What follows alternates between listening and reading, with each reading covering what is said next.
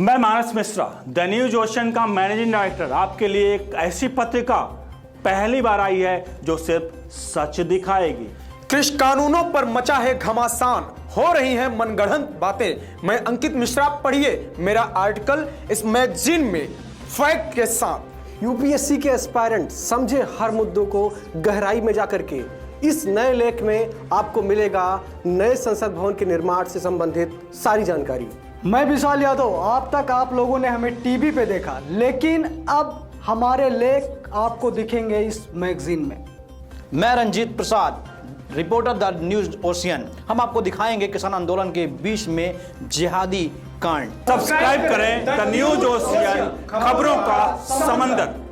नमस्कार विद्यार्थियों, स्वागत है आपका यूपीएससी में। पॉलिटी की ये क्लास है। इससे पहले की जो क्लास थी उसमें हमने अनुच्छेद 19 की बात की थी, अभिव्यक्ति की आज़ादी क्या है, उससे संबंधित जितने मामले थे मैंने बहुत विस्तार में 2 क्लास में समझाया। ठीक है, अगर आपने उसको नहीं देखा है तो उसको जाकर के पहले देख लीजिए, तभी आपको ये बात समझ में आएगी। एक क्रम में चल रहा है। हम स्वतंत्रता का अधिकार पढ़ रहे हैं। जो 6 मौलिक अधिकार आपको संविधान के द्वारा दिए गए हैं, उनमें से स्वतंत्रता का अधिकार है, उसको हम पढ़ रहे हैं। ठीक है, तो ये जो अगला आर्टिकल है आपका, ये कुछ इस प्रकार है कि मेरे सनम मेरे ऊपर वो आरोप लगा रहे हैं जो खता हमने की ही नहीं। ठीक है, ऐसी प्यार भरी बातें सुनते होंगे आप। और खास देखिए, संबंधों में एक लगाव, फिर उससे अलगाव, ये सब होता रहता है। और खासकर विद्यार्थी जीवन में आपने देखा होगा कि आपके क्लास में जो एकदम वो बकेट टाइप के लड़के होते होंगे ना, उनकी गर्लफ्रेंड वो इस तरीके से बात करते थे, और जब उनका वो बातचीत बंद हुआ, उसको दिल टूटना बोलते हैं, उसके बाद में ऐसी बातें निकल करके आती हैं, खूब दार्शनिक हो जाते हैं, बाबा टाइप बात करते हैं। तुम नहीं जानते हो जीवन क्या होता है, जीवन ऐसे जो रहता है, ये वो, और कुछ भी नहीं पता होता सच्चाई में। ठीक है, तो हालांकि वो सब नहीं पढ़ाऊंगा मैं कुछ और। पढ़ाना ये है कि अगर कोई व्यक्ति कोई अपराध करता है तो उस वक्त उसके अपराध की सजा जितनी है उतनी मिल सकती है उसको। अब आप कह रहे हैं इसमें नई बात क्या है? नई बात ये है, आर्टिकल 20 में लिखा हुआ है, अपराध में दोष सिद्ध करने को लेकर संरक्षण। कानून का एक दर्शन होता है, और वो दर्शन ये है कि किसी अपराधी को भले सजा ना हो, ये शायद मैंने पहले भी लिखा है, किसी अपराधी को भले ही सजा ना हो, लेकिन कोई निरपराध व्यक्ति, निर्दोष व्यक्ति को कभी सजा नहीं होनी चाहिए। शायद इसीलिए जो कानूनी व्यवस्थाएं बनाई गई हैं वो इस तरीके से बनाई गई कि थोड़ी लचक भी लगती है, लगता है कि लचक है इसमें, यानी कि लूज पोल है। अपराधी कई बार उसका फायदा उठाते हैं और निकल जाते हैं, बच जाते हैं। ठीक है, एक जो राहत इंदौरी का एक शेर है, मैंने शायद सुनाया भी था कि नई हवाओं की सोहबत बिगाड़ देती है, कबूतरों को खुली छत बिगाड़ देती है, और जो अपराधी हैं वो इतने भी बुरे नहीं हैं, सजा न देकर के अदालत बिगाड़ देती है। तो अदालत करती क्या है कि वो बहुत जांच करने के बाद में किसी को सजा देती है। ये काम जो आधुनिक कानूनी व्यवस्था है, ये उसको लचक करने का बस एक ही मोटिव है कि किसी निर्दोष व्यक्ति को सजा नहीं होनी चाहिए। इसीलिए तमाम सबूत, गवाह मांगे जाते हैं किसी भी व्यक्ति को अपराधी सिद्ध करने के लिए। ठीक है ना, तो ये जो आपका अनुच्छेद है, ये मौलिक अधिकार है, आपके अधिकार का संरक्षण करता है। और ये बात करता है, सबसे पहला ये बात करता है कि अगर कोई व्यक्ति कोई ऐसा कृत्य करता है जो उस वक्त विधि के अनुसार गलत नहीं है, तो उसे अपराधी नहीं माना जाएगा। जैसे एग्जाम्पल के लिए समझिए कि वर्तमान में मान लीजिए एक व्यवस्था है कि चोरी करना गलत बात नहीं। मान लीजिए कुछ समय के लिए मान लेते हैं कि चोरी करना गलत बात नहीं है, चोरी करना गलत नहीं है, ठीक ना।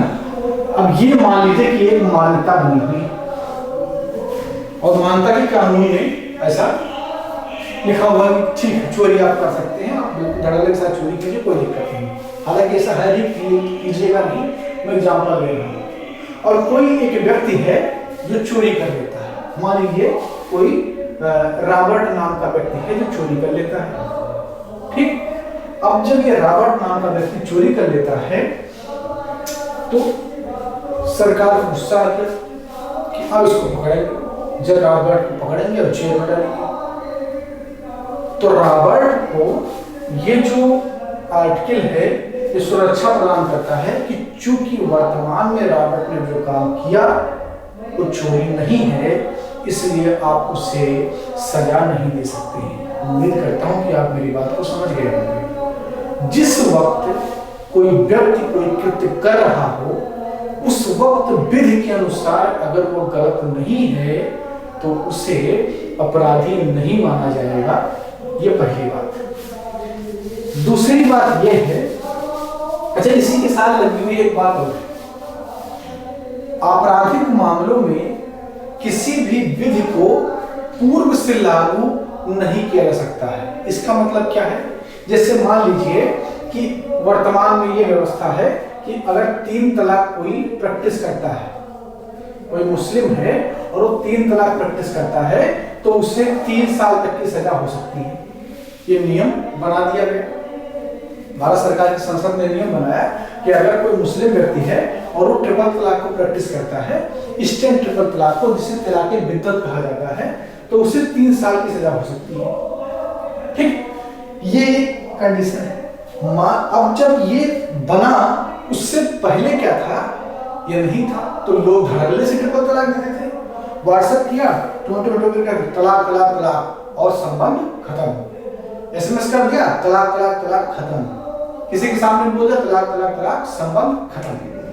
उस वक्त किसी भी व्यक्ति को गिरफ्तार नहीं किया जा सकता था। या ये भी आप नहीं कह सकते जिस महिला के केस में सुनवाई हुआ और उसके बाद में बात निकल करके आई, उस महिला को न्याय नहीं मिला क्योंकि उसके पति ने जब तलाक बिद्दत प्रैक्टिस किया था तब ये कानून नहीं बना था और आपराधिक केस में कानून पूर्व से लागू नहीं होता है। यानी कि जो कानून वर्तमान में है उसी के मुताबिक ही किसी को सजा दी जा सकती है, उसे पूर्व में लागू नहीं किया जा सकता है, ठीक। लेकिन अगर कोई कानून इसके अलावा यानी कि आपराधिक कानून के अलावा है, कोई कर कानून है, मान लीजिए कोई सिविल कानून है, तो इसको आप बैक गेट से लागू कर सकते हैं। एग्जाम्पल के लिए जैसे मोदी सरकार ये कहे कि हम टैक्स का रेट बढ़ा रहे हैं, मान लीजिए कहें कि हम टैक्स का रेट बढ़ा रहे हैं और ये रेट आज से नहीं 2014 से लागू होगा तो आपको देना पड़ेगा टैक्स, ठीक है ना।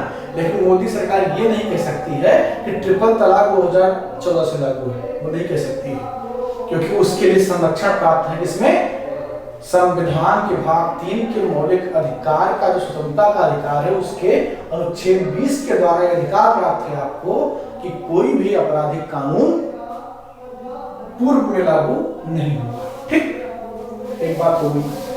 दूसरी बात जो अनुच्छेद 20 में कही गई है वो ये है कि किसी भी व्यक्ति को एक ही जुर्म के लिए 2 बार सजा नहीं दिया जा सकता है या अधिक बार सजा नहीं दिया जा सकता है। कोई मान लीजिए गलती कर देता है, जैसे एक बंदा जा रहा है मोटरसाइकिल से और उसने सिग्नल तोड़ दिया, ठीक है, सिग्नल का जो नियम है वो तोड़ दिया, तो ट्रैफिक नियम के मुताबिक उसने ये गलती कर दी। अब जब उससे आगे गया किसी लड़की के साथ छेड़खानी कर दी, वहां थोड़ी सी उसकी कुटाई हुई लेकिन भाग निकला। अब उससे आगे जब वो निकला तो जाकर के किसी का मर्डर कर दिया। तो उसने कितने जुर्म किए? पहला जुर्म क्या था कि ट्रैफिक को उसने तोड़ा, तो यहां पर गलती किया उसने। थोड़ा सा जब आगे निकला तो किसी लड़की के साथ छेड़छाड़ किया, यहां पर गलती किया।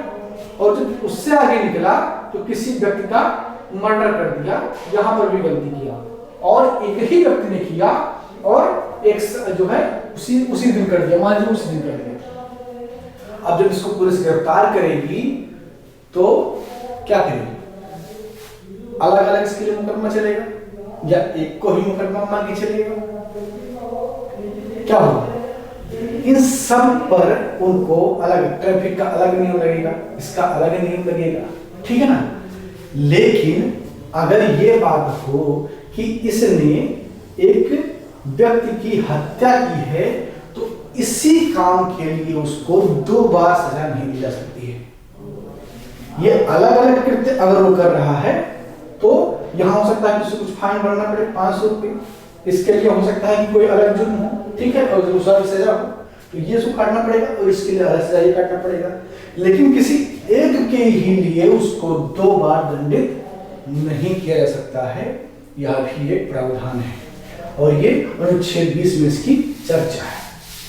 इसके अलावा एक व्यवस्था यह है, आपने जब कोई मूवी या वेब सीरीज देखा होगा तो अक्सर एक चीज होती है कि पुलिस किसी जो है अपराधी को पकड़ के लेकर, अपराधी जो अभी अपराधी नहीं कह सकते आप, जैसे मान लीजिए कोई घटना हो जाती है, घटना हो गई, अब पुलिस को शंका है कि किस कोई फला व्यक्ति है जिसने शायद इसको किया हो, वो उसको उठा के लाती है और उसके बाद में उससे पूछताछ करना प्रारंभ करती है। नियम तो यह है कि जब उसको उठा करके लाई है तो उसको 24 घंटे के अंदर जज के सामने प्रस्तुत करे, उससे परमिशन ले, उससे कस्टडी की, फिर उससे पूछताछ करे। लेकिन नॉर्मली होता क्या है कि पूछताछ के लिए बुलाती है और उसके बाद में प्रहार होता है, डंडे का, लाठी का, कबूलो कि तुमने गलती किया है, ठीक ना। अब वो मान लो कबूल भी लेता है, फिर मामला बन गया, मुकदमा दर्ज हुआ, जब जज के पास पहुंचा तो पुलिस में दिया गया उसका बयान मान्य नहीं होता है, वो कुछ भी नहीं, जब तक वो जज के सामने नहीं बोलेगा उसको नहीं माना जाएगा। लेकिन जो अनुच्छेद 20 में है ये उससे थोड़ा सा अलग कहता है, वो ये कहता है कि किसी भी व्यक्ति को अपने ही खिलाफ गवाही देने के लिए बाध्य नहीं किया जा सकता है, न मौखिक तौर पर न लिखित तौर पर। यानी कि अगर कोई अपराधी है तो इस बात के लिए कोई सजा नहीं है। जैसे मान लीजिए कसाब है, कसाब आया देश में, बहुत सारे लोगों को उसने मारा, आतंकवादी था, कोर्ट में गया तो कोर्ट इस बात के लिए उसको सजा नहीं देगी कि तुम अपने खिलाफ क्यों नहीं बोल रहे हो, तुम तो सिद्धि हो गए हो, तुम अपने खिलाफ जो है क्यों नहीं बोल रहे हो, ये नहीं होता है। वो अपना बचाव कर सकता है, हाँ उसके खिलाफ जो सबूत हैं वो किसी दूसरे को पेश करने होंगे, पुलिस चार्जशीट बनाएगी, वो प्रस्तुत करेगी, सबूत लेकर के आएगी, लेकिन उस पर्टिकुलर व्यक्ति को नहीं कहा जाएगा कि तुम ये अपने खिलाफ गवाही दो कि तुम गलत हो। इसके लिए बात नहीं कह सकता, न लिखित रूप से न मौखिक रूप से। तो ये भी एक आपको संरक्षण प्रदान है मौलिक अधिकार के थ्रू, जिसकी चर्चा अनुच्छेद 20 में की गई है। हालांकि इसमें एक चीज और है कि अगर सुनवाई के दौरान आपके हस्ताक्षर, अंगूठे के निशान, ब्लड सैंपल या डीएनए टेस्ट के लिए बाल, ये सब अगर लिए जाते हैं तो ये कोर्ट के परमिशन से हो सकते हैं। इसको इसके तहत संरक्षण नहीं प्राप्त, यानी कि इससे मुख्तलिफ चीज है, अलग चीज है, और वो आपराधिक केस में अगर कोर्ट उसके लिए परमिशन देती है तो प्रैक्टिस होता है। लेकिन किसी भी व्यक्ति को स्वयं के खिलाफ गवाही देने के लिए बाध्य नहीं किया जा सकता है, उसका संरक्षण प्राप्त है। तो यह है आपका अनुच्छेद 20, जिसे आपने इस क्लास में समझा।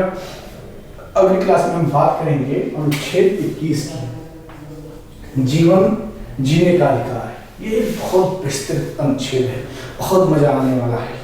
इसमें मरने का क्या अधिकार है, क्या मरने के लिए भी कोई अधिकार है? जैसे जीने का तो अधिकार है, क्या मरने का भी कोई अधिकार है? ऋतिक रोशन की एक मूवी आई थी कुछ दिन पहले, काफी वर्ष पहले आई थी, ऐश्वर्या राय थी उसमें, ऋतिक रोशन रहते हैं। तो ऋतिक रोशन ने एक ऐसे व्यक्ति का जीवन एक किरदार निभा रहे होते हैं जो ना उठ सकता है, ना बैठ सकता है, ना खुद कुछ कर सकता है।